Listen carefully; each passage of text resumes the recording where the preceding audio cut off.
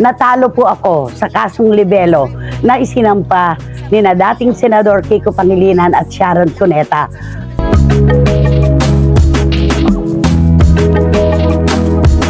Five counts po ito. 5 counts po ito sa Piskalya ng Makati. Ito po ay pinirmahan ni Senior Assistant City Prosecutor Rafael Rodrigo Esguera.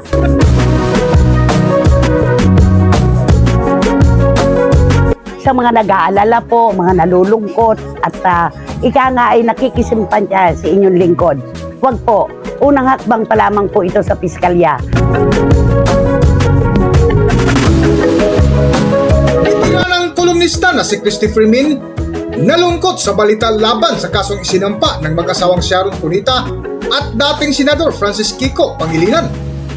Kung bago lang kayo dito sa aking YouTube channel, huwag kalimutan mag-subscribe at pindutin yun na rin ang notification bell para ma-notify kayo sa ating susunod na video. Maraming salamat!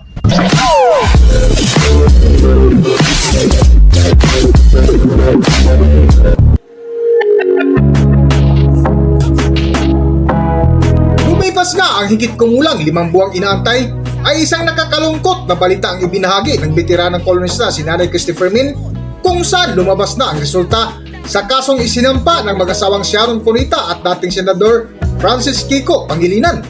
At kahapon na October 17, 2024, bago sinimulan ang programang Christopher Minute, ay binalita ng veteranang kolumnista na di umano ay natalo ito sa kasong cyber libel na isinampa ni Sharon Cuneta at dating Senador Francis Kiko Pangilinan. Ngayon naman po ay nais po naming itawid sa inyo. Ako naman po ay bukas ang libro ng aking buhay sa inyo. Kapag may saya, may lungkot. Kapag may magandang balita, meron din namang hindi nagaganap na gusto natin. Sinampahan po kami ng kasong libelo ng mag-asawang dating Senador Kiko Pangilinan at Sharon Cuneta. Ang mga pinagtalunan po sa Piskalya, Casey ayaw na ng drama. Mega may favoritism. Palusot ni Sharon booking. Diary ni na Sharon at Chris Aquino social media. Sharon Cuneta problemado talaga. At si Sharon at Casey sayang na relasyon. Ito po yung isinampa nilang kasong libelo sa akin. Ngayon, kami naman po ni Attorney Shirley Tabangcura ay humanap ng aming mga depensa. Depensa na dahil sila'y pampublikong figura ay inilatag po namin ang aming mga dahilan at katwiran.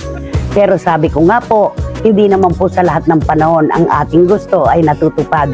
Natalo po ako sa kasong libelo na isinampa ni na dating Senador Kiko Pangilinan at Sharon Cuneta.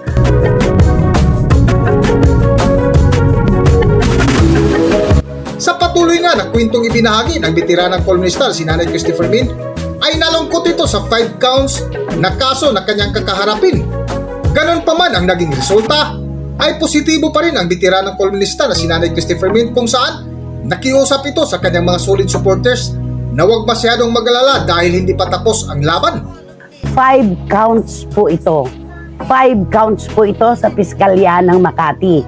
Ito po ay pinirmahan ni Senior Assistant City Prosecutor Rafael Rodrigo Esguera. At recommending approval naman po, 2 pong city prosecutors ang pumirma. Ang amin lamang po dito ay hindi lang naman ngayon ang laban, di ba? Ito po ay sa Piskalya pa lamang. Sa mga nag-aalala po, mga nalulungkot at ika nga ay nakikisimpanya sa inyong lingkod. Huwag po, unang hakbang pa lamang po ito sa Piskalya. Aakyat po ito ngayon sa RTC Makati. Kung ano man po ang maganap na resulta sa pagdinig dito, meron pa po tayong Court of Appeals. At pagkatapos ng Court of Appeals, pag di rin natin nakuha ang tagumpay, meron pa pong kataas-taasang hukuman ang Supreme Court. Pero napakahalaga po na nais kong pasalamatan ang lahat ng mga CFMers at SNNers na naging bala ko sa laban na ito. Basta ito lamang po ang mahalaga. Hindi ito ang katapusan ng mundo. Ang laban po ay hindi natin uurungan at tayo po ay patuloy na maniniwala na lahat ng tao, meron pong dahilan at katwiran sa kanilang ipinaglalaban. Maraming salamat po. At eto na, kaya nga po ako'y medyo emosyonal Katatanggap ko lamang po nito kaninang umaga. Talo po ako sa 5 counts ng libel. At sabi nga natin, inflation is real. Kasi hindi na po mga bilihin lamang ang tumataas ngayon. Ilang taon na po nakararaan nang matalo po ako sa piskalya, ay nag-bail lang po ako ng 10,000 para sa isang kaso ng libel. Ngayon po, 48,000 pesos na po per count ang ang bail. Kaya ang taas-taas na po sa mga may kaso dyan ng libel. Paghandaan na po natin ito. Ito po ang ginawa ng tadhana. Kanina ko po natanggap ito.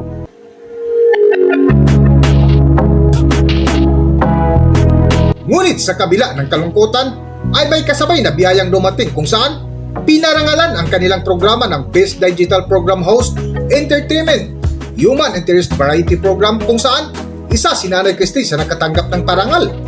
Para sa highlights ng buong kwento, narito ating panoorin ang video.